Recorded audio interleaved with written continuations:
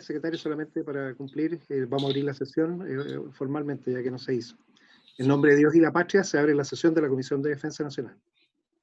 Secretaria, cuenta. Sí, presidente, hay el reemplazo de fecha 4 de agosto de 2020. El comité UDI comunica que integrará esta comisión el honorable senador señor Claudio Alvarado por el periodo 2020-2021. Muchas gracias, secretarias. Le damos la bienvenida al senador Claudio Alvarado, que entiendo está próximo a conectar la cámara. Así es. Él se encuentra en ruta en este minuto, pero ya está conectado por audio. Y en segundo lugar, presidente, hay un oficio del señor ministro de Defensa Nacional solicitando celebrar una sesión secreta para informar sobre la actualización del plan cuatrienal de inversiones, infraestructura asociada y gasto de sostenimiento, y acerca de la forma en que se están materializando las capacidades estratégicas de la defensa definidas en la planificación del desarrollo de la fuerza, esto de acuerdo a los artículos 101 y 104 de la Ley Orgánica Constitucional de las Fuerzas Armadas. Una obligación similar establece también el artículo 3, letra F, del Estatuto Orgánico del Ministerio de Defensa Nacional. Muchas gracias, secretaria. Pido el acuerdo de los senadores de la comisión para facultar a la secretaria pueda buscar una fecha, ojalá un día lunes, en que podamos estar en forma presencial en Santiago todos. Si están de acuerdo. Eso también tiene que ser presencial. Sí, esa es una sesión secreta presencial que tenemos que buscar una fecha. Yo creo que mejor facultemos a la secretaria para que ella, en base a nuestra agenda y disponibilidad, pueda buscar la fecha más adecuada en Santiago para todos nosotros. Yo me atrevería a sugerir que las hagamos en secuencia, o estamos hablando de la misma. Es la misma sesión que se hace juntos en forma presencial, y ojalá un día lunes, que es el día que no tenemos sesiones ordinarias en el Senado en Valparaíso. Habíamos dicho el 24, ¿no? Sí, ¿están todos de acuerdo? Sí, una sugerencia, presidente. Yo sugiero, además, como una manera de trabajar las relaciones también, si lo pudiéramos hacer en alguna dependencia de las Fuerzas Armadas. Muy bien, senador Guillermo, lo vamos a hacer así. Entonces, en acuerdo, vamos a fijar la sesión el día 24. Le solicitaremos a la secretaria para que coordine que sea una dependencia de las Fuerzas Armadas, y el horario que sea adecuado para tanto quienes exponen como quienes vamos a asistir. Sí, señor presidente, solo hacer presente que de mí igual quedaría pendiente una sesión conjunta y secreta que por primera vez se haría en virtud de la enmienda de la ley 21.174 al artículo 104 de la Ley Orgánica de las Fuerzas Armadas, y esta se puede desarrollar, digamos, durante el año, porque dice: el Ministerio de Defensa Nacional deberá informar una vez al año en sesión conjunta y secreta de las comisiones de Defensa Nacional de ambas cámaras del Congreso Nacional sobre la forma en que están materializando las capacidades estratégicas de la defensa definidas en la planificación del desarrollo de la fuerza. Esta sesión tenemos más tiempo, digamos, hasta fin de año para programarla en conjunto con la Comisión de Defensa, que es inédita, digamos. Sí, efectivamente. Por ahora vamos a dar cumplimiento al artículo 101 y al artículo 3 de la ley 20.424, presidente. Quedaría pendiente el 104. Perfecto, muy bien. Entonces, en acuerdo, la sesión especial que tendríamos en dependencias de alguna institución de las Fuerzas Armadas el lunes 24 en una hora a definir, que se informará por email después a los integrantes de la comisión. Muy bien, presidente. Muy bien. Muy bien. Presidente, ¿puedo hacer una consulta? Por supuesto, senador Guillermo. Mire, yo había solicitado a la Secretaría que se enviara un oficio en nombre de la comisión al Ministerio de Defensa para conocer sobre los proveedores, los brokers, Chile Compra, todo lo que tiene que ver con compra de equipos militares e infraestructura. Pero me han informado que eso naturalmente es secreto y que por lo tanto no procede por oficio, pero se podría sí hacer una sesión que tendría el carácter de secreto. Entonces, como necesitamos ese material porque estamos discutiendo la ley de compras militares, sería oportuno en el momento que abordemos ya el proyecto de ley nuevamente, retomemos en particular, pudiéramos tener una sesión o parte de una sesión considerado ese tema. Perfecto, senador Guiller, yo creo que es un tema relevante, que obviamente tenemos que disponer la información y manejarla del nivel que corresponde. No sé si alguno de los senadores quiere intervenir con respecto a esta materia. ¿Se ofrece la palabra? Muy bien, lo que haríamos sería buscar, primero escuchar en la sesión que tenemos definida el lunes 24, que ya es una sesión secreta, probablemente algunas de estas materias sean tratadas, y aquellas que no, se podría solicitar en ese minuto y buscar la forma y figura para poder ejecutarlo posteriormente. Si eso está bien para usted, senador Guiller, podríamos hacerlo de esa manera. De todas maneras, presidente. Muy bien. Si no hay ninguna otra solicitud de palabra... Yo pienso que en todo caso no vamos a terminar de aquí al 24 de ver el tema de las adquisiciones, por lo tanto... Sí. Es un tema abierto que... Sigamos adelante con esa ley y si hay algo que nos falte, lo preguntamos en esa sesión. Si hay alguna información que nos falte. Perfecto. Muy bien, secretaria. Saludos a Claudio Alvarado, que ahí lo veo ya instalado. Bueno, efectivamente, ya tenemos al senador Claudio Alvarado. Muchas gracias. En su primera participación, le damos la cordial bienvenida a esta sesión y esperando que nos pueda contribuir también con toda la experiencia, especialmente más fresca a través del ministerio que estuvo dirigiendo, muy importante. Secretaria. Muy bien, pues, muchas gracias. Autorizemos Sí, presidente, ya tenemos los invitados en la sala de espera. Carol les va a compartir ahí la lista, se las mandamos un mail, pero perfecto. Mientras ingresan también les vamos a compartir la lista de invitados, que son el señor Eduardo Santos, el señor Juan Pablo Toro y de la biblioteca, dos asesores de la Biblioteca del Congreso Nacional, y además hay también representantes del Ministerio de Defensa Nacional. Perfecto. Hagamos ingreso de los invitados para proceder después de acuerdo a la tabla, tal como está en el mismo orden de exposición. ¿Cuánto tiempo se les informó que cada uno puede exponer? Un máximo de 20 minutos, presidente, porque son 3 exposiciones y para dar un espacio de las consultas de los señores miembros de la comisión. Perfecto, le solicitaría que usted controle el tiempo y le avise 5 minutos antes para que sepan que tienen que ajustarse al tiempo. Muy bien, presidente. Muchas gracias.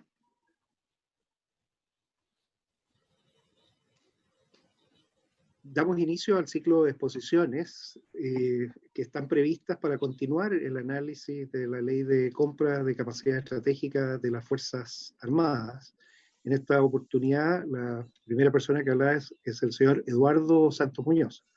Señor Eduardo Santos, tiene usted la palabra. Muchas gracias, senadores, por vuestra invitación. En el tiempo de los 20 minutos asignados, trataré de hacer una síntesis de un tremendo documento que fue la propuesta de esta ley.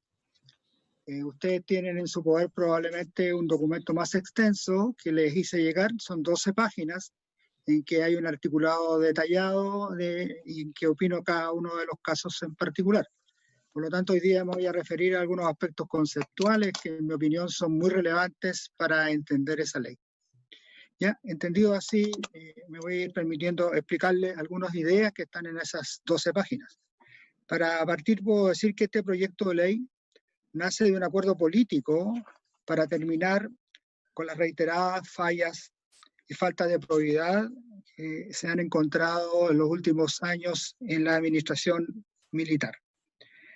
Sin embargo, en mi opinión, el contenido propuesto en este proyecto de ley realmente es contrario a la idea inicial, porque básicamente, en mi opinión, fortalece el secreto militar y por lo tanto la autonomía que de ello se logra. Y para ello entonces creo yo que hay que hacer un análisis de un nivel un poco más superior de la situación de la defensa, y para eso se acostumbra que los análisis de defensa se tienen que hacer desde 3 enfoques diferentes. El primero de ellos es un enfoque esencialmente político. ¿De qué estamos hablando? El segundo es un enfoque económico y en tercer lugar tendríamos que hablar de un enfoque exactamente militar. Entendido así, me voy a permitir justamente hacer una pequeña, como ya dije, síntesis de los tres aspectos. Voy a partir por el punto político.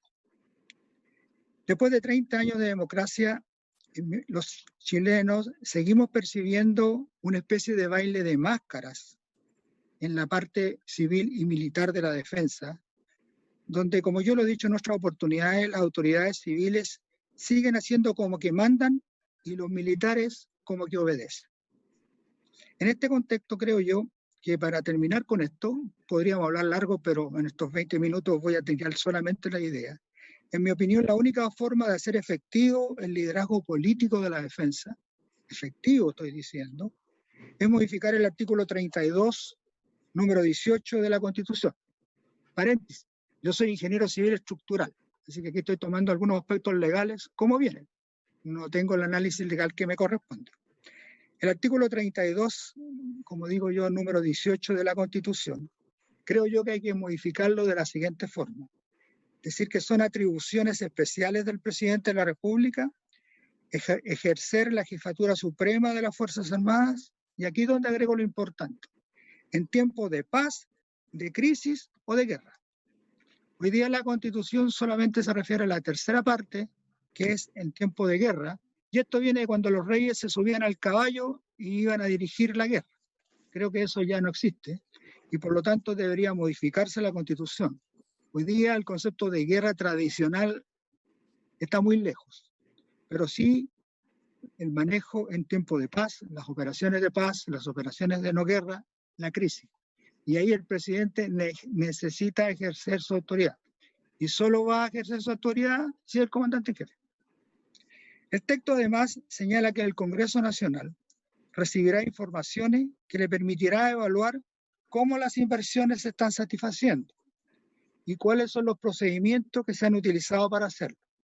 Lamentablemente, en mi opinión, esta declaración va a carecer de validez, no va a servir para nada, pues no se le asigna a las comisiones de defensa del Senado y de la Cámara de Diputados los recursos necesarios para contratar y disponer de un equipo de asesores especialistas permanentes que materializan en el necesario control civil. A modo de ejemplo, las comisiones de defensa en Estados Unidos tienen 50 o 100 asesores especialistas. Y aquí en Chile no hay ni uno. Más aún, salvo el almirante Piuk que está acá, no tiene nadie de ellos experiencia militar. Y en este tema, para opinar, hay que conocerlo. Entonces, realmente, mientras no logremos que las comisiones de defensa, ustedes, tengan una cantidad importante de asesores que los orienten, y ustedes tomen las decisiones políticas, la verdad, les van a explicar cosas muy lindas. Si la defensa es preciosa, por eso que yo llevo 55 años estudiando de mi vida este hobby, porque me encanta. No hay hobby más bonito que este, pero hay que hacerlo de verdad.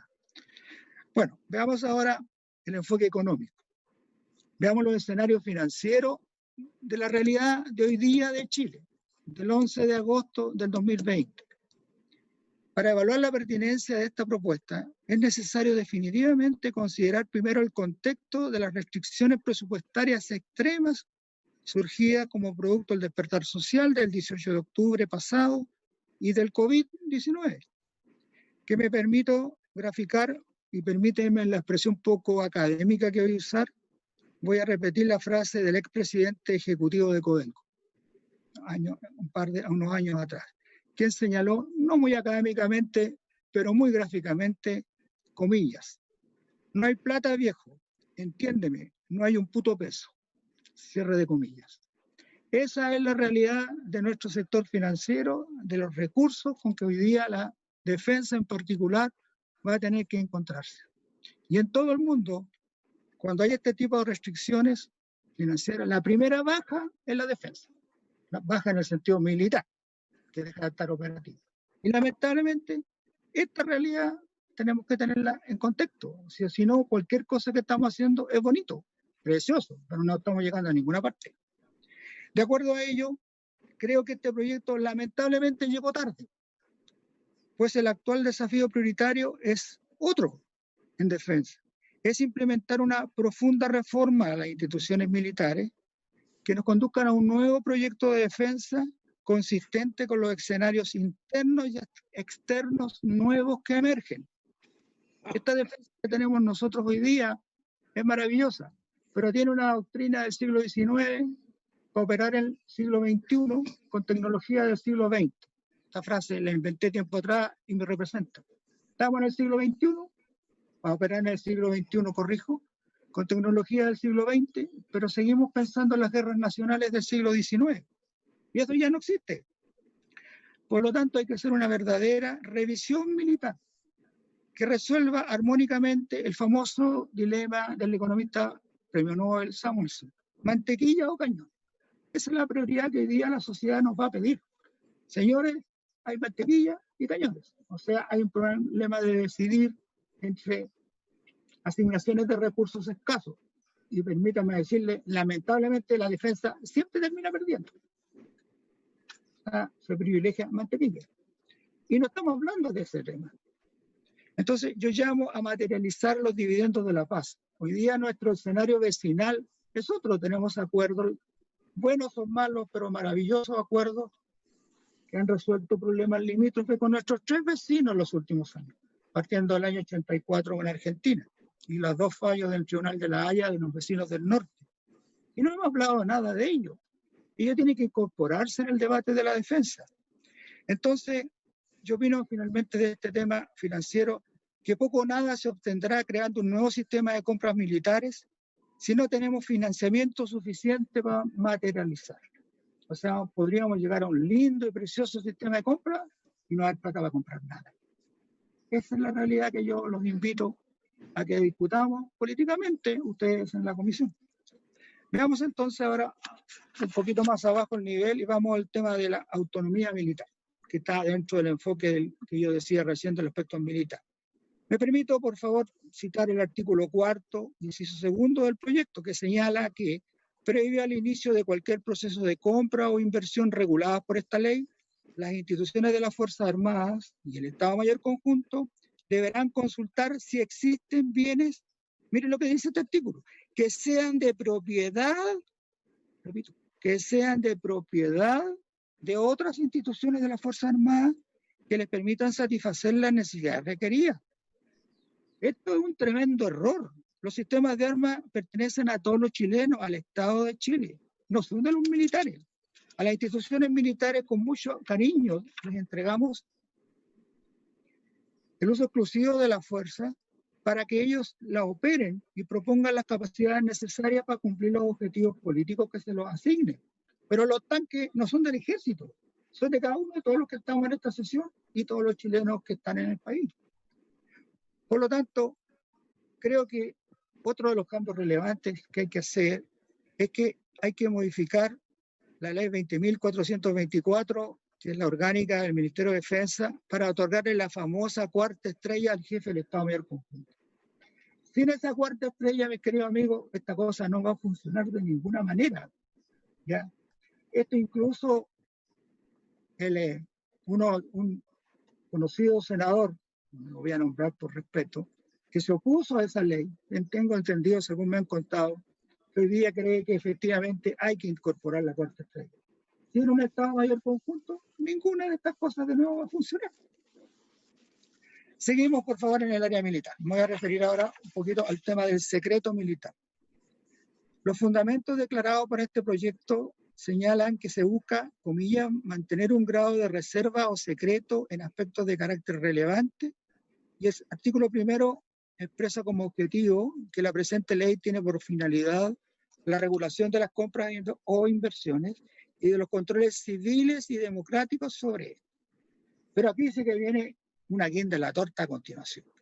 Yo me voy a referir al artículo 33.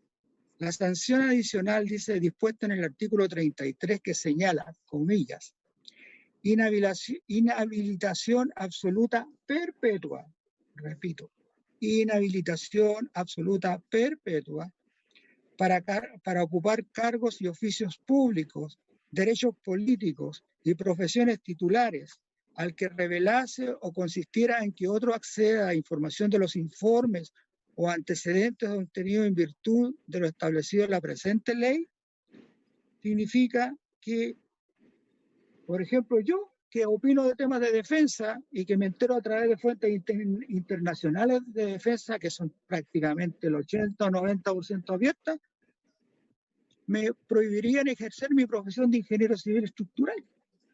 Es una locura esto.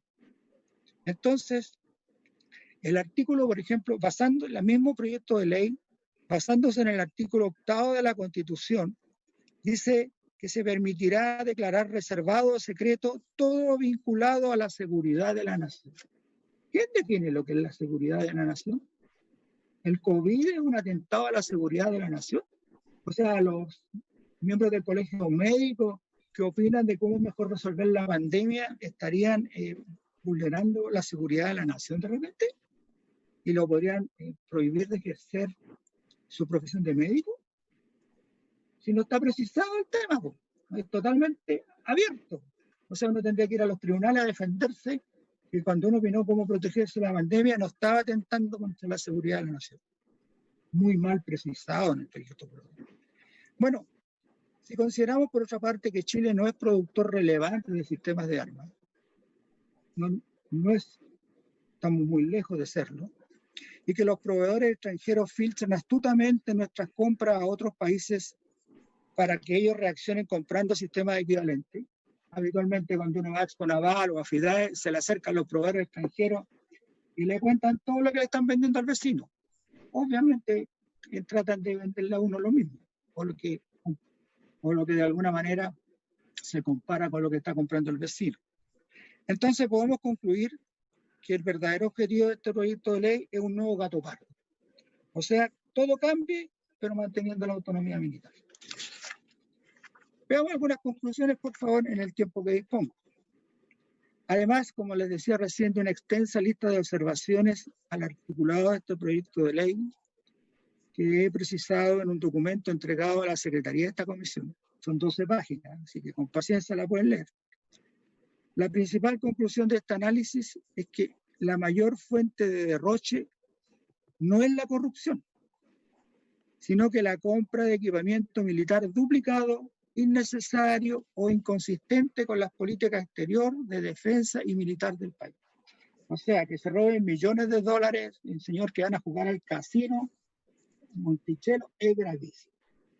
Pero que se compre equipamiento duplicado o que ya tiene una institución una cierta capacidad y se repita en otra, eso es un despilfarro de decenas y centenares de millones de dólares. Y ahí está el problema grande. Entonces, por favor, démosle contexto realmente a cuál es el problema que nos vamos encontrando. Es gravísimo que se robe la plata en algunos oficiales brillantes que están siendo imputados hoy día por usar pasajes que no le correspondían. Pero ese no es el problema. Ese es el problema chico. El problema grande es definitivamente comprar lo que no se necesita o es inconsistente o está duplicado. Entonces, yo lo que creo que para solucionar este problema, lo único importante aquí es que se debe crear una robusta agencia de compras militares. Cuando digo robusta agencia de compras militares, no me refiero a establecer una especie de Amazon, ¿ya? Que uno marca un número, ya quiero 3 misiles para la fragata antiaérea, ¡pum! Amazon, y pasado mañana el delivery está en la puerta y le entrega los 3 misiles. No, por favor, eso no es. Una robusta agencia militar es resolver el problema centralizadamente de todo lo que he explicado, económico, político y militar. Esta agencia de compras militares robusta, repito, no Amazon, debe depender del Ministerio de Defensa Nacional y que gestione integralmente, de manera conjunta, las compras militares. Pero esto, por favor, para que nadie se sienta que yo quiero perjudicar a las instituciones, sin perjuicio de las atribuciones legales de las instituciones militares, para evaluar y proponer el equipamiento que mejor contribuya al desarrollo conjunto de la fuerza, según la planificación establecida por la autoridad política. Obviamente que la función militar es relevantísima, pero falta la función política y la función conjunta. Y eso es mi gran crítica. Finalmente, si ustedes se fijan, hace un rato, cuando partió esta sesión, se han programado hasta 3 sesiones secretas de la Comisión de Defensa del Senado. O sea, Aquí Perdón, señor Santos, de acuerdo a las instrucciones del presidente, le aviso que le quedan 5 minutos para concluir su exposición. Gracias. Estoy terminando con la última frase, señora secretaria. Muchas gracias. Muy bien, gracias. Entonces, ¿qué ocurre acá? Que definitivamente, por favor, hay comisiones secretas. Me parece que algunas tienen que ser, pero necesitan participar con todos los comités asesores que yo les dije, que ellos nos representan. Cuando alguno de ustedes, señores senadores, no está en la comisión secreta, estoy yo y están todos los chilenos en su representación escuchando a la comisión. Pero si no hay expertos, ¿para qué va a servir esa comisión secreta? Finalmente, entonces, en beneficio del tiempo, quisiera decir que mi conclusión es que este proyecto de ley, el gobierno debería haberlo bautizado de otra manera. Creo yo que este proyecto de ley debería llamarse algo así como fortalecimiento de un mayor secreto para lograr un menor control civil. Por lo menos lo que yo opino, y muchas gracias por su tiempo. Gracias, señor presidente. Gracias, señor Eduardo Santos. Haremos circular después el documento que usted nos ha hecho llegar a los integrantes de la comisión. Vamos a continuar con los expositores y dejar el tiempo al final para las preguntas. Secretario, yo he revisado todos los textos que tengo en la Comisión de Defensa y el texto del señor Santos no me ha llegado. Por eso lo haremos circular ahora. Él nos ha indicado que tiene un documento. Entregado, yo no lo he recibido. Gracias. Perfecto. Lo vamos a hacer circular. Presidente, yo mandé 2 textos. Hay un texto largo de 12 páginas y un texto que resume la exposición de hoy día. Por favor, la Secretaría que le haga llegar ambos, porque uno es más político que el otro. ¿Ya? El texto largo y este es político. ¿Ya? Perfecto, señor Santos, voy a llegar los 2 documentos. Vamos a continuar la palabra al director ejecutivo de Atina Lab, el señor Juan Pablo Toro. Tiene los próximos 20 minutos para su exposición y también se le avisará 5 minutos antes. Señor Juan Pablo Toro, tiene usted la palabra. Muchas gracias, presidente, y buenas tardes a todos. Gracias por esta oportunidad de comentar el proyecto de ley. Voy a ser específico en el proyecto de ley, no me voy a desviar en otro asunto sobre la defensa, cómo está constituido el Estado Mayor, así que me voy a limitar a comentarios técnicos. En lo específico, quiero destacar que el proyecto tiene uno entiende el espíritu del proyecto, que es dar más probidad y transparencia, ¿cierto?, a las compras que se hacen en defensa y exclusivamente al gasto fiscal, lo cual debería ser una norma para todas las compras que se hacen con recursos públicos. En ese sentido parece estar bien orientado. No es un cambio radical respecto a lo que había anteriormente, siendo que esto es parte de toda la transformación de los sistemas de compra y asignación de recursos de defensa que van a venir, ¿cierto?, después del desmonte de la ley, la llamada ley del cobre.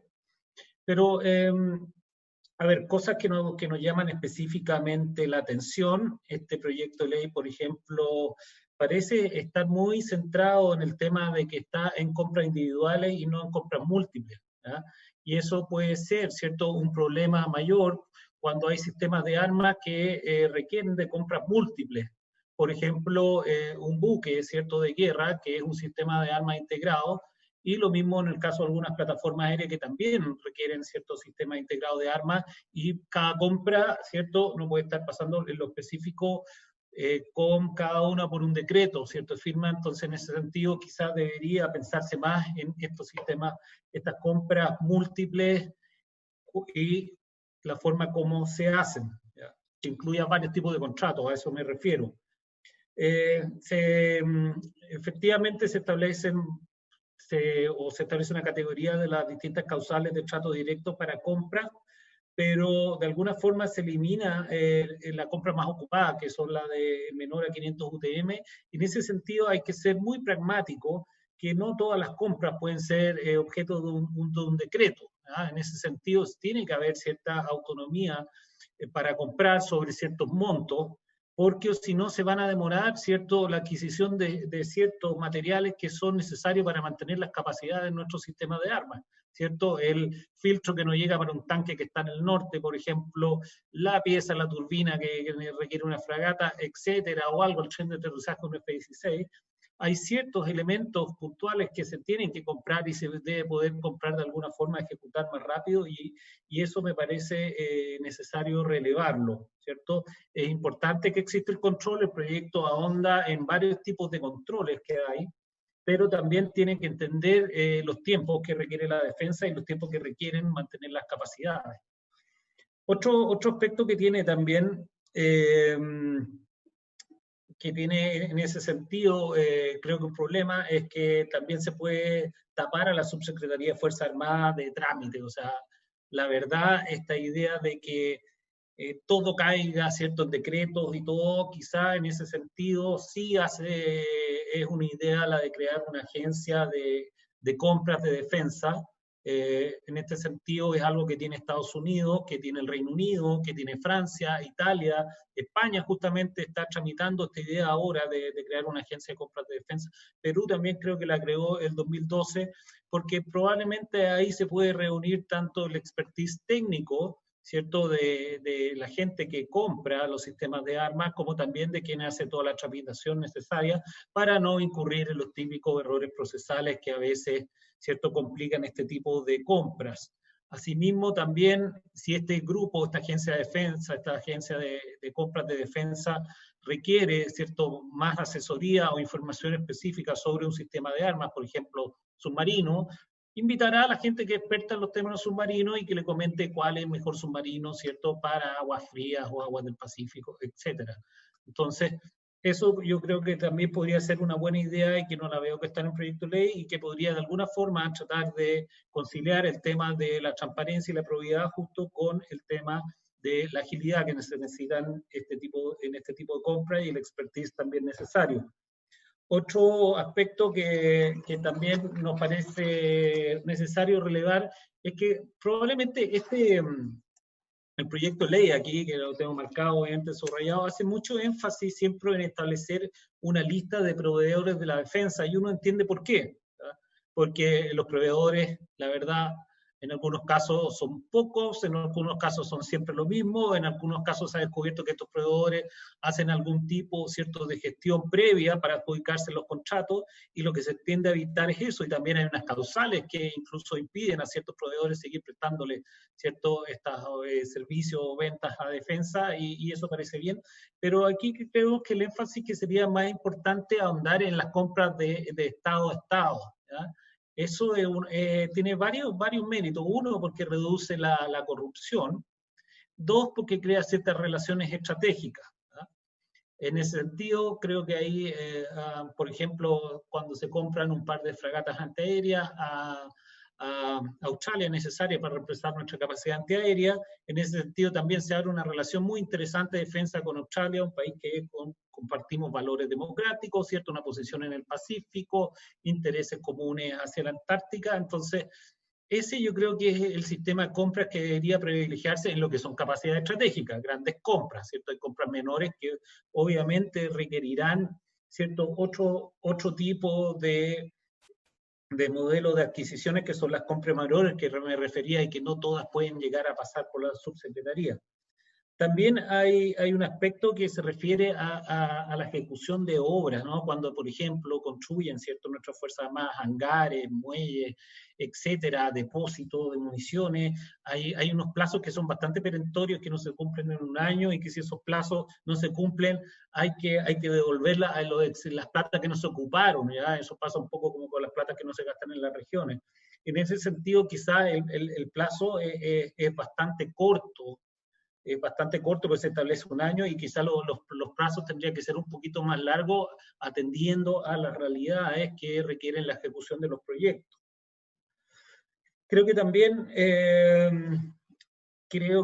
sería interesante en este sistema que se hiciera una modelación de cuánto tiempo requeriría hacer una compra bajo el sistema actual, que de todas maneras es perfectible y objeto de ustedes, ¿cierto?, los congresistas y los senadores, están perfeccionando nuestras leyes de forma constante, comparado con el sistema que se pretende introducir en este proyecto de ley, para ver justamente cuánto es el delta de diferencia que se harían entre las compras que se ejecuten bajo la nueva normativa eventual con la normativa actual, y tratar de ir resolviendo, ¿cierto?, los nudos que se vayan armando ahí en términos de demoras, ¿cierto?, que se puedan presentar, ¿verdad? Eso es muy importante, yo creo, la necesidad de de simular, ¿cierto?, el sistema de compras.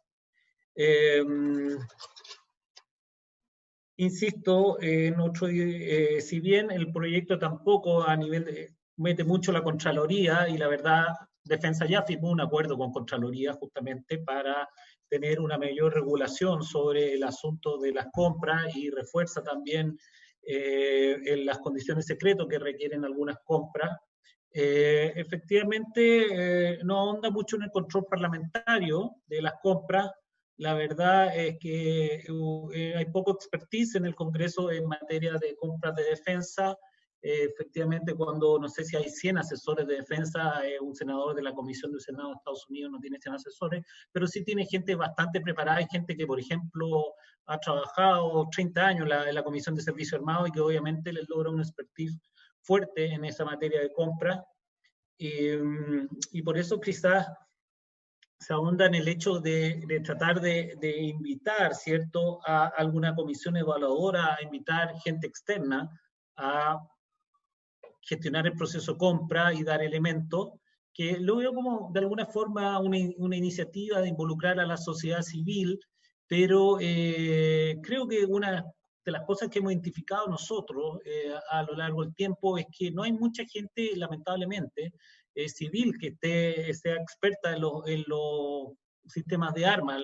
La verdad, la mayoría son oficiales retirados de nuestras Fuerzas Armadas. Entonces, ahí yo creo que falta, en el fondo, el capital humano necesario para que gente pueda evaluar y diga, este sistema de armas versus otro, y en ese sentido, al crear una agencia de compras, se podría ir formando, ¿cierto?, gente que tengan, ¿cierto?, las competencias específicas para evaluar un sistema de armas si cumple los objetivos que se busca que cumpla, si tiene polivalente, si buscamos que sea polivalente, ¿cierto?, si es funcional a las características del país o a las amenazas, pero para eso necesitamos perfeccionar personal. Entonces, el proyecto, en resumen, creo que tiene un buen espíritu, pero me preocupa profundamente que el excesivo, ¿cierto?, trámite burocrático que puedan tener, ¿cierto?, algunas compras menores que son necesarias siempre agilizar para mantener las capacidades. Y en ese sentido, yo creo que todos hemos visto que en alguna vez los que hemos estado de alguna manera, yo en mi experiencia he estado pasado, a veces he estado en buque extranjero, en distintas misiones, siempre hay algo que se echa a perder, lamentablemente, y eso hay que reemplazarlo rápidamente, ¿ya? Obviamente se llenan todos los formularios, pero tiene que haber cierta autonomía en terreno sobre ciertas compras para que esa operación no se detenga. Y lo otro también, compras múltiples. Entonces aquí uno, pensar en compras múltiples, un contrato que incluye varias cosas. 2, pensar en cómo agilizar las compras menores. 3, el tema de la agencia de compras, que podría ser una buena idea. Y 4, como idea, hacer una simulación, que yo creo que sería el mejor indicador, y para eso los ingenieros quizás son los mejores capacitados para hacer eso, para ver los tiempos, ¿ya? En eso quiero ser absolutamente pragmático. Muchas gracias.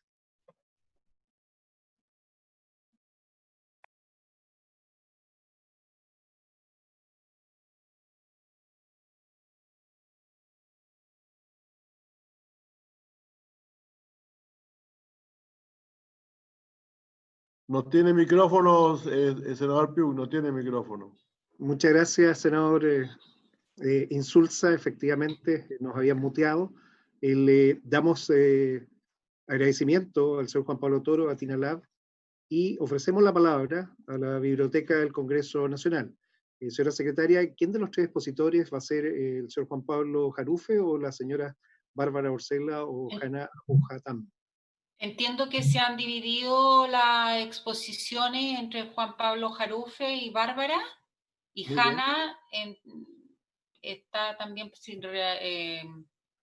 respecto del sistema de compras en Alemania. Entiendo si hay alguna consulta. Eso me habían explicado preliminarmente, presidente. Perfecto. Le damos entonces la palabra a los asesores de la Biblioteca del Congreso Nacional ahora. Adelante, por favor. Por su intermedio, señor presidente, primero que todo, saludar a todos los miembros de la comisión, a los funcionarios de la comisión, a los expositores que nos antecedieron, y agradecerles la oportunidad de presentar el documento elaborado por la BCN, Sistemas de Adquisiciones en Defensa, la experiencia internacional. En dicho documento abordamos los casos de Alemania, Brasil, Canadá, Estados Unidos y Reino Unido, dando cuenta de la complejidad y diversidad de los distintos modelos, la gran cantidad de actores que se involucran y la normativa asociada a estos procesos. En virtud del tiempo, con mi colega Juan Pablo Jarufe, determinamos referirnos únicamente a 2 de los casos que nos parecieron más atingentes al proyecto que se está discutiendo, MESE Brasil y Estados Unidos, porque en primer término ellos tienen un sistema presidencialista y además los modelos, guardando las proporciones de los casos, también, pese a tener unos organismos destinados a las adquisiciones, las fuerzas de dichos países mantienen ciertas atribuciones y autonomía en este respecto. Los dejo a continuación con Juan Pablo, que les va a relatar el caso de Estados Unidos. Por su intermedio, presidente, saludar a todos los miembros de la comisión. Muchas gracias por la invitación. Voy a compartir un documento para explicar a grandes rasgos lo que es un poco el sistema de Estados Unidos de adquisiciones. No sé si se ve bien. Se ve muy bien. Puede ponerlo en pantalla completa. A ver.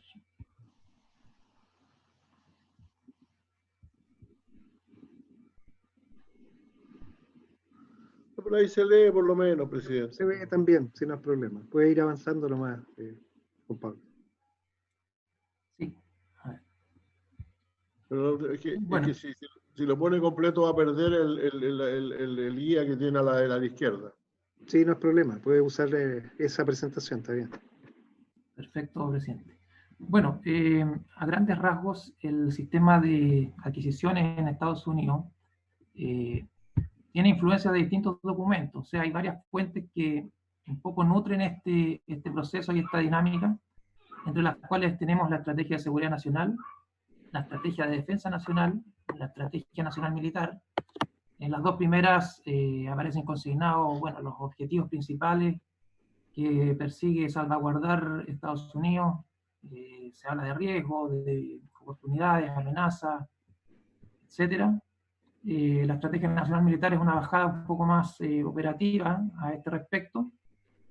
Y también ya en el área más específica hay un documento que se llama Defense Planning and Programming Guidance, que ya se refiere más específicamente a lo que son las adquisiciones mismas del sector defensa, estableciendo metas, prioridades, conforme también a las restricciones monetarias que están presentes en el país. Este documento también es importante consignar que aporta y alimenta un poco 2 de las primeras fases del modelo de planificación, programación, presupuestación y ejecución que tiene Estados Unidos, que es un modelo bastante conocido y estudiado, y además se vincula con el desarrollo de objetivos de programa y de los estimados presupuestarios que tiene este sistema. Además, hay una revisión cada 4 años de todo lo que son los objetivos y las metas que se han propuesto en materia de adquisición. Luego podemos establecer que si bien es difícil encasillar el modelo norteamericano en cuanto a su naturaleza misma en las adquisiciones, en términos generales, atendiendo que son muchos los actores, múltiples las variantes que tiene, es un modelo más bien descentralizado, en que de demanda por capacidades. Vale decir, el opuesto es el que está centrado en los costos, digamos. Este se centra en eso, y porque también tiene esta característica más bien top-down, en que las decisiones se toman de arriba abajo, en virtud de escenarios estratégicos que se van proyectando. Además, esto ocurre en niveles simultáneos. Vale decir, a nivel político y también a nivel militar tienen una voz importante aquí. Obviamente, a nivel conjunto también son variantes y ámbitos que dialogan entre sí. Hay una constante retroalimentación entre ellos para el tema de las decisiones estratégicas de este nivel. Es así como en el nivel político estratégico, por ejemplo, tenemos al secretario de Defensa, que es el responsable político de elaborar de alguna forma la Estrategia Nacional de Defensa, identificando necesidades del sector. Por su parte, el subsecretario del ramo también se preocupa del marco de inversiones, de las necesidades existentes, y todo este proceso tiene un horizonte temporal bastante largo, a 20 años más o menos. Luego podemos asignarle al jefe del Estado Mayor Conjunto también una labor importante en este proceso en términos de analizar costos, recursos. Hay una vinculación permanente con lo que es la Estrategia de Seguridad Nacional, como ya lo hemos reiterado, y hay un organismo que es el Cost Assessment and Program Evaluation, que también efectúa juicios y evaluaciones respecto al proceso mismo de las adquisiciones. Y en el plano militar, por último, a nivel de los mismos comandos de combate, hay sistemas propios de adquisición que también establecen sus necesidades, sus requerimientos, y eso obviamente tiene que ir dialogando con las prioridades estratégicas establecidas desde el nivel central, desde el Ejecutivo. Todo esto, como ya lo indicábamos, en un horizonte temporal bastante extenso. En términos generales, esto ya es un marco un poquito más amplio de lo que es el sistema de adquisiciones federal en Estados Unidos. Hay una normativa principal, Federal Acquisition Regulation. Los principios que inspiran este modelo básicamente son el costo-eficiencia, bueno, la calidad, la oportunidad, la transparencia, son elementos permanentes en los que pone atención a este sistema. Y esto se traspasa al ámbito propio de las adquisiciones de defensa, tanto en lo que son compras grandes, compras también más específicas, suministros, etcétera, donde también entra a tallar actores como el secretario de suministros, por ejemplo, y todo esto sometido a una serie de revisiones, como vamos a ir viendo también conforme avance la presentación. Luego, en términos muy esquemáticos, muy básicos, este famoso modelo de la planificación, programación, presupuestación y ejecución, que está presente desde hace bastante tiempo en Estados Unidos y que tiene un ciclo de 4 años, en el cual, como podemos apreciar, la primera etapa, lo importante ahí es establecer las misiones prioritarias de la fuerza conjunta, los riesgos o amenazas, las misiones que se busca satisfacer. Luego, en una segunda fase, la programación, aparece este organismo, el CAPE, que nombrábamos anteriormente, que establece una revisión anual de programas del Departamento de Defensa, velando un poco por lo que es la distribución correcta de los recursos.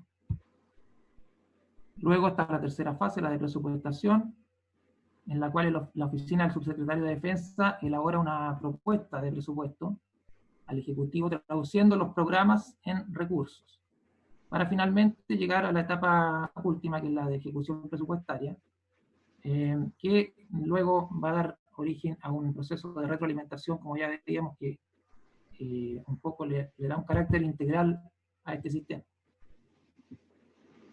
En términos más específicos, a ver, en lo que son las adquisiciones de defensa, ¿cuál es el principio rector del modelo norteamericano? La competencia.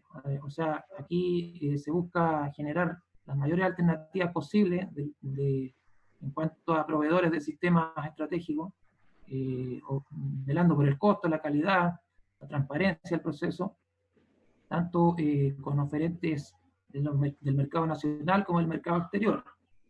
Existe un catálogo de proveedores, ahí aparece mencionado, que establece una especie de checklist, podríamos decir, de los proveedores y oferentes que cumplen con los requisitos fundamentales que busca garantizar el sistema del país.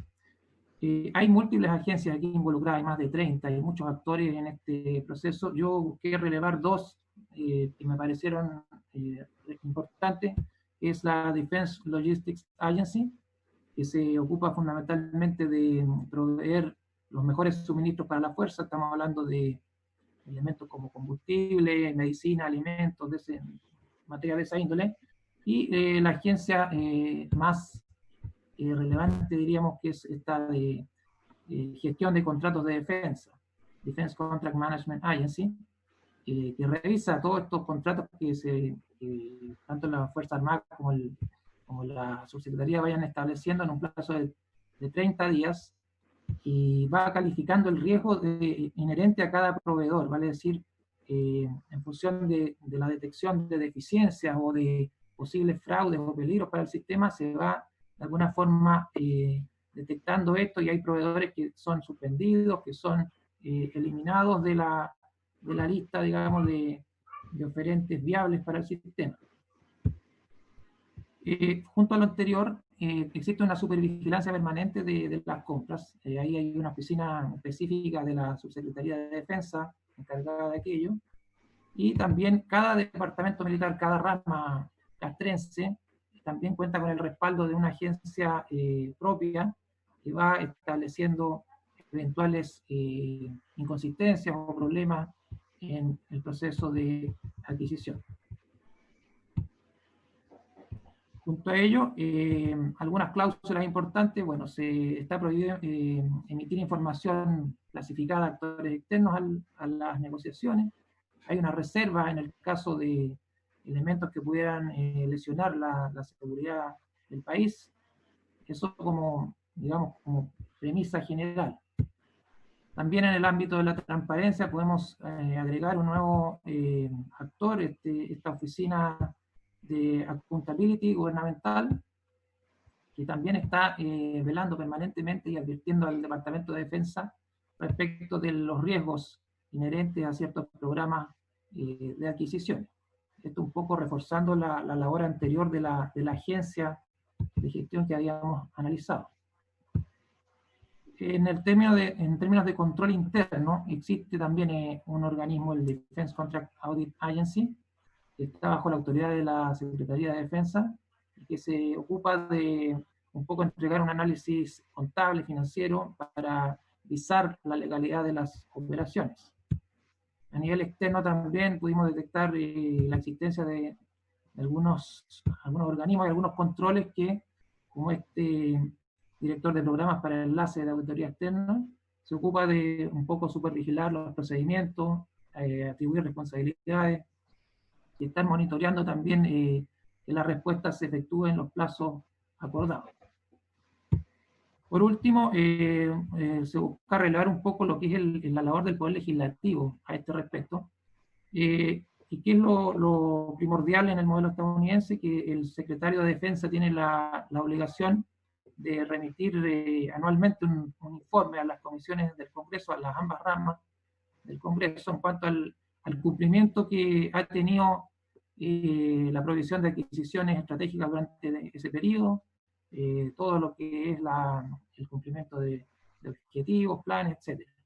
Y asimismo el Congreso cuenta con una oficina presupuestaria, que es la que se encarga de analizar un poco financieramente estas compras, de manera tal que tengan armonía con los planes propios del Departamento de Defensa y todas sus operaciones. Eso por mi parte. Ahora Bárbara va a profundizar más en el modelo brasileño. Muy bien.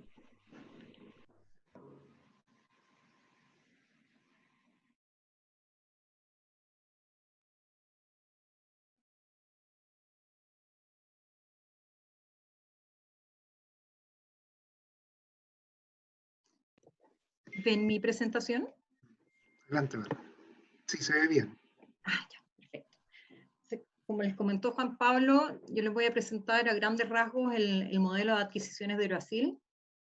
Partiendo, en primer lugar, me voy a referir a las directrices normativas y políticas para la planificación de defensa, conformada fundamentalmente por la Constitución Federal, donde se consagran las principales funciones de las Fuerzas Armadas, como vemos ahí, la defensa de la patria y otras.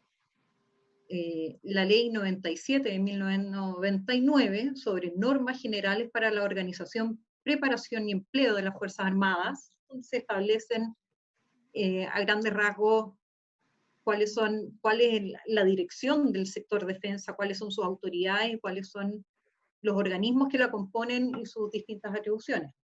Para finalmente referirme a la Política Nacional de Defensa, que es donde se registran los objetivos nacionales estratégicos de Brasil, previo a un análisis de las amenazas, entre otras cosas, y la Estrategia Nacional de Defensa, donde se establecen cómo lograr dichos objetivos nacionales.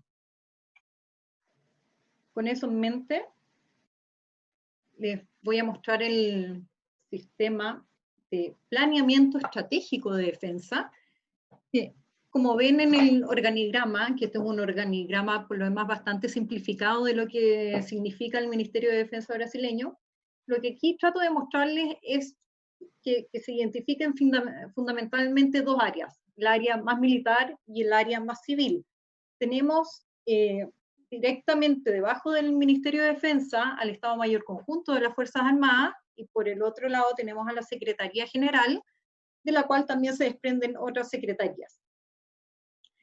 El CISPET cuenta con todo un manual, una metodología, que es un paso a paso para ir haciendo estas planificaciones estratégicas, y lo que se busca en definitiva es hacer hablar a estos distintos organismos que componen al Ministerio de Defensa, al sector defensa, porque cada uno de ellos, tanto los comandos, aquí las ramas, Marina, Ejército, Fuerza Aérea, el Estado Mayor Conjunto, la Secretaría General, además en este organigrama no está puesto aquí, pero está la Escuela Superior de Guerra. Perdón, ¿sí? Bárbara, disculpa que te interrumpa, pero de conformidad a las instrucciones, te quedan 5 minutos para concluir la exposición. Ya, muchas gracias. Muy rápido entonces. Bueno, a grandes rasgos lo que quería mostrar es que hay todo un sistema de planificación estratégica que va por partes para finalmente unir a todos estos sectores en una gran estrategia sectorial. Ahí rápidamente les muestro desde el punto de vista estratégico sectorial, responde más bien a esta ala civil que les mencionaba, y este se compone de 7 fases, y son 7 fases que van siempre retroalimentándose entre sí y que siempre, por supuesto, se alimentan de estos documentos matrices que les mencionaba. Después de todo este planeamiento, una de las cosas que ha logrado articular Brasil en tiempos recientes es este Plan de Articulación y Equipamiento de Defensa PAED, que tiene un horizonte temporal de 20 años y que busca el desarrollo de sectores de importancia estratégica, entre ellos espacial, cibernético y nuclear, además de la modernización de los medios militares a partir de productos de defensa con tecnología bajo el control brasileño.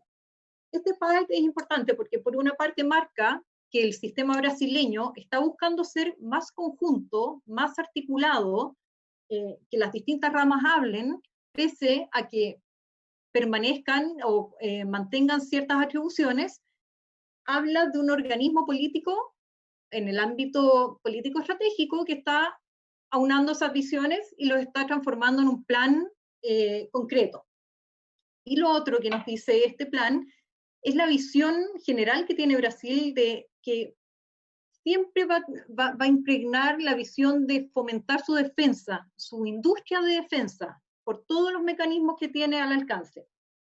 De esta forma, teniendo eso en mente, voy a presentarles también de manera muy simplificada el organismo que está encargado de las adquisiciones, pero ahí es importante indicar que no es propiamente de los contratos de adquisición, sino uno puede entender de la legislación que la CEPROD, Secretaría de Productos, tienen más bien unas atribuciones como orientadoras, nuevamente, orientadoras hasta a ese plan de adquisiciones conjunto, está como buscando que además los requerimientos de las Fuerzas Armadas siempre puedan ser dentro de lo posible, abastecidos con la industria nacional, que el gobierno pueda contribuir con recursos a mayor investigación, más tecnología, siempre pensando desde ese punto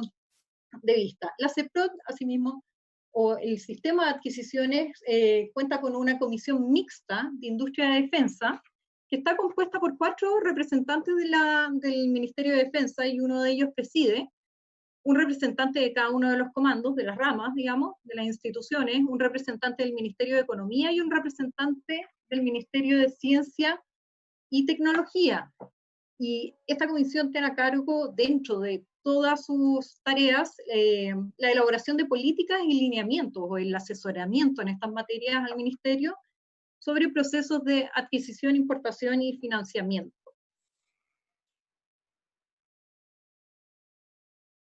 En términos regulatorios, la ley que norma las adquisiciones en defensa es la ley 12.598, y como vemos establece normas especiales para la compra, contratación y desarrollo de productos de defensa. También es la llamada ley David. Esto nuevamente en este sentido de que Brasil siempre está buscando potenciar su industria de defensa.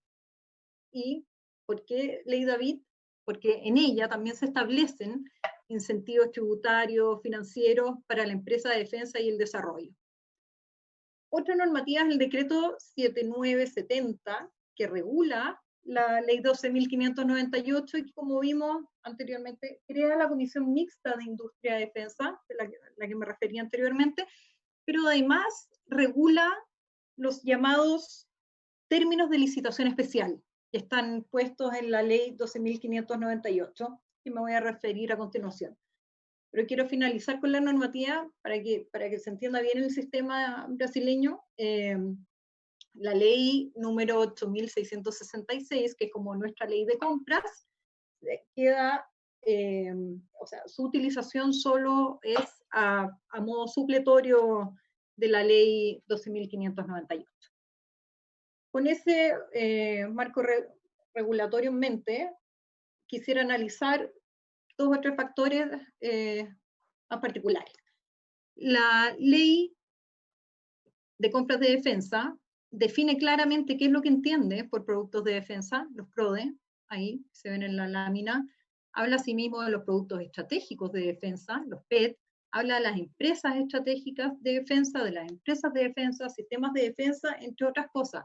¿Por qué son importantes estas definiciones? Porque el comité del que les hablé anteriormente es el que está encargado de catalogar, por una parte, todos aquellos productos considerados de defensa, estratégicos, etcétera, y por otra parte está encargado de acreditar a estas empresas de defensa, empresas de defensa estratégica, para asignar los beneficios tributarios y financieros de los que habla la ley. Otra de las particularidades que tiene que ver con lo que señalé anteriormente es justamente esto, que la ley dice claramente cuáles son estas condiciones especiales de licitación. Y si uno las lee detenidamente, claro, estas condiciones siempre van apuntadas nuevamente al tema de fortalecer y fomentar la investigación y el desarrollo de la industria brasileña. En quinto lugar, quisiera referirme a la fiscalización y auditoría interna, que era otro de los puntos de interés de los parlamentarios. En términos de auditoría interna, el Ministerio de Defensa cuenta, o dentro de su organigrama existe, la Secretaría de Control Interno del Ministerio de Defensa, que le reporta a la Secretaría Federal de Control Interno, que depende a su vez del Ministerio de Hacienda, pero que se enmarca en todo el sistema de control federal interno impulsado por la Contraloría General de la Unión. A su vez, cada una de las ramas de las Fuerzas Armadas cuenta con una unidad de control interno asociado a este sistema, y los titulares de estas 3 unidades, más el titular de la Secretaría de Control Interno, conforman la denominada Comisión de Control Interior del Ministerio de Defensa. Si ven a mano derecha, se ven algunas de las funciones, que es monitorear, investigar, realizar auditorías, entre otras cosas.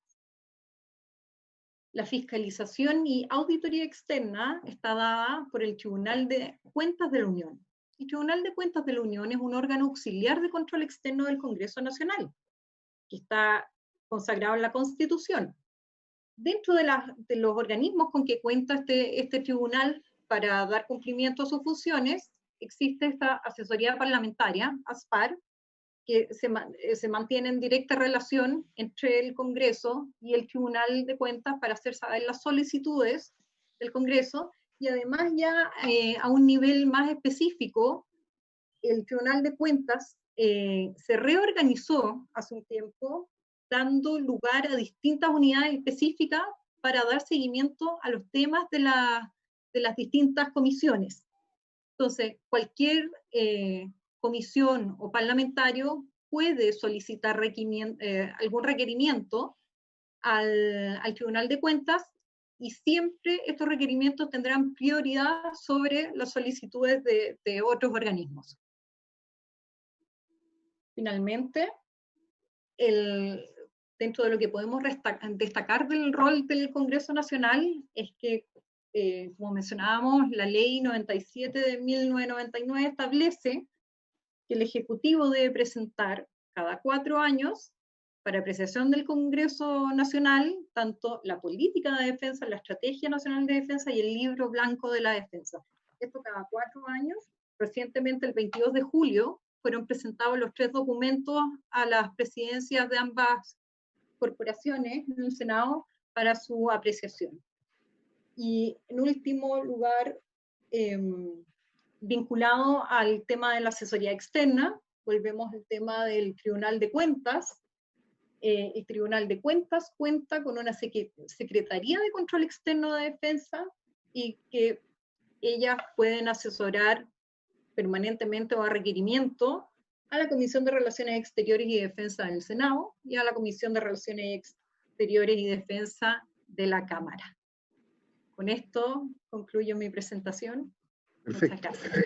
Muchas gracias. Agradecemos a la Biblioteca del Congreso Nacional, a la señora Bárbara Orcela y a Juan Pablo Jarufe las exposiciones.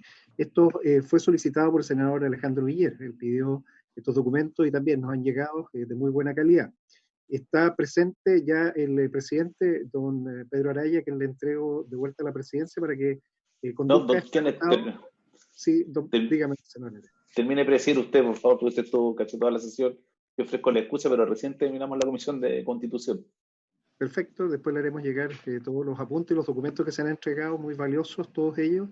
Se ha anotado el senador José Miguel Insulza a través del chat. Le damos la palabra para las preguntas al senador Insulza y posteriormente al resto de los senadores. Gracias, presidente. La verdad es que es difícil hacer preguntas ante realmente un despliegue importante de conocimiento y de información que se nos ha entregado por parte de las tres, tanto de Eduardo Santos, que seguramente es, por lo menos, para mí, el más importante a la lista de defensa que tenemos desde el punto de vista civil. No me cabe duda que desde el punto de vista militar deben haber algunos más. Y mucho gusto de conocerlo. En realidad no he tenido gusto de verlo, pero sí he leído muchas de sus cosas. Respecto a lo que nos plantea el señor Toro, que representa más una institución que se está dedicando con seriedad a los estudios estratégicos en este país, lo cual es siempre valioso. Y a la Biblioteca del Congreso, que siempre nos sorprende también ya no nos sorprende, con excelentes trabajos cada vez que uno les pregunta por algo. Yo quiero decir que yo por lo menos comparto algunas de las cosas que se ha dicho acá, que son conjuntas, que efectivamente necesitamos alguna entidad que se preocupe de estos temas. Yo creo que el señor Santos lo puso muy, muy claramente, y también lo ha dicho, estuvo de acuerdo Juan Pablo Toro. Pero lo principal es que nosotros no tenemos ninguna institucionalidad en nuestros organismos civiles que pueda competir con la capacidad de análisis y de examen de estos temas que tienen los sectores de la defensa. Y eso es ahí donde se hace tan real esta historia de que unos hacen como que oigan, los otros hacen como mandan. Efectivamente, nosotros tenemos una importante, bueno, hay alguien que dijo también que entre dos presidentes que uno que estaba asumiendo, esto es real, le pregunta al otro, ¿y cómo hago para que me obedezca? Bueno, darle puras órdenes que quieran obedecer, porque eso es lo principal. Porque la realidad es que efectivamente no tenemos, ¿cómo saber? O sea, ¿cómo sé yo si esto se está haciendo bien o mal? Si tengo un Ministerio de Defensa con un puñado de personas, de civiles rodeados solamente de militares. O sea, que esto es lo mismo que ocurre, entre paréntesis, paso aviso, en el caso de la seguridad pública. O sea, si ustedes quieren tener un Ministerio de Seguridad Pública, tienen que tener un staff suficiente para analizar las cosas de seguridad pública al mismo nivel que lo hacen los militares. Y a mí me parece que eso es muy fundamental, muy, muy central. El otro tema que me parece importante, por lo tanto, yo sí soy de acuerdo, en una agencia, y dicho sea de paso, también estoy de acuerdo en la necesidad de un Estado Mayor conjunto que permita coordinar y no competir esto en una competencia entre las Fuerzas Armadas, sino realmente en ir todo en función de la misma estrategia nacional. Me preocupa también, presidente, el hecho de que no tenemos mucha información respecto de los países que no son fabricantes. Pues nosotros, querámoslo o no, sí, algunas cosas fabricamos, algunas cosas hacemos, ciertamente. En el plano de la logística no cabe duda que tenemos una importante contribución, pero yo quisiera saber cómo lo hacen los países que no fabrican armas y que compran más armas que nosotros. No sé si alguno se pudiera estudiar a la biblioteca Japón, no sé, alguno de estos que está prohibido por tratado fabricar armas, pero que tiene fuerzas de defensa de todas maneras. Y sería interesante saber cómo hacen eso, porque en realidad en los Estados Unidos, que yo he estudiado bastante, en realidad me parece muy interesante, fundamental, pero en Estados Unidos el gasto militar del año 19 en el mundo fue de 1.900 millones de dólares, billones de dólares, 1.9 trillones en Estados Unidos, de los cuales un 38% fue de Estados Unidos. Entonces, esa es una industria, es una cosa aparte, es un fenómeno completamente distinto. Es una realidad, o sea, ahí hay la cantidad de personas que viven, la cantidad de fábricas que fabrican, la cantidad de mecanismos que trabajan, la cantidad de lobistas que se preocupan del tema, no es paragonable con nada del mundo. Es interesante conocerlo, pero yo quisiera conocer uno que realmente, o sea, y Brasil, pero ahora, lo curioso es que Brasil tiene uno de los mayores gastos militares del continente, y ahí sí que es un país, con mucho respeto por ellos, que las Fuerzas Armadas son completamente autónomas, además con una doctrina militar que dice que las Fuerzas Armadas son anteriores a la nación. Por lo tanto, no tienen ningún mayor problema de legitimidad en esa materia, y sin embargo su proyecto militar es minúsculo, su presupuesto militar es minúsculo comparado con el de Estados Unidos. En todo caso, es interesante el caso de Brasil, no me cabe duda, lo vamos a examinar, pero yo repito, yo creo que lo principal aquí, presidente, lo principal, ciertamente no hay que tener mucha burocracia, hay que tener más flexibilidad, todas esas cosas que se han dicho, pero lo principal es tener a alguien independiente, absolutamente autónomo, no ligado a que sea capaz de contrapesar el gran aparato que existe en nuestras fuerzas para la compra de armamento. Porque de lo contrario, simplemente vamos a estar sentados, vamos a tener personas sentadas en los cargos principales, probablemente ahí mirando, pero sin ninguna capacidad técnica para cuestionar lo que se está haciendo. Eso es, presidente. Muchas gracias. Muchas gracias, senador Insulza. Tomaremos la sugerencia que usted hace de solicitar también un estudio de Japón y de nuestros vecinos. Nueva Zelanda es nuestro vecino marítimo más importante. Tenemos ellos proyectos que han sido casi comunes en ciertas áreas, se pueden incluso comparar. Y por qué no también el caso de Argentina y Perú. Yo creo que es bien importante también en el contexto regional entender y homologar. Es muy importante. Sí, me olvidaba decir que hay también un aspecto muy importante, y lo tenía anotado, perdón, presidente, y es lo que cuestan los armamentos después de que los compramos. El general Edgardo Mercado Jarrín de Perú me enseñó eso, comparándolo con unas Barbie que le había comprado a sus nietas, que le había costado $10, y que todavía se había gastado cerca de $200 en dotar a las Barbie de todas las cosas que necesitaban para poder seguir funcionando. Está ahí el caso también de Estados Unidos, perdón, de Argentina que usted menciona, que alguna vez un ministro argentino dijo de Chile, esto lo recuerda bien don Eduardo Santos en algún trabajo que hizo por ahí, que a Chile le costaba $120 millones hacer funcionar los F-16. O sea, no es que no funcionaran, es que el costo de tener la gente que puede hacer funcionar los F-16 a veces a la larga termina siendo más caro que los aviones mismos que se compran. Perfecto, muy agradecido. Si no tenemos más intervenciones, dado estamos al término de la hora, daríamos término a la sesión, pero con el compromiso de generar invitaciones a los nuevos expositores que se van a pedir otros centros de estudio y también referencias con otros países. Yo creo que es muy importante tener data, evidencia, usar la asesoría parlamentaria que ofrece la biblioteca y también invitar a los expertos en temas de defensa del país, académicos, que puedan dar su opinión. Si no hay ninguna otra solicitud de palabra, daríamos por terminada la sesión. El senador Guillet, presidente, está pidiendo la palabra. Perfecto. Senador Guillet tiene la palabra.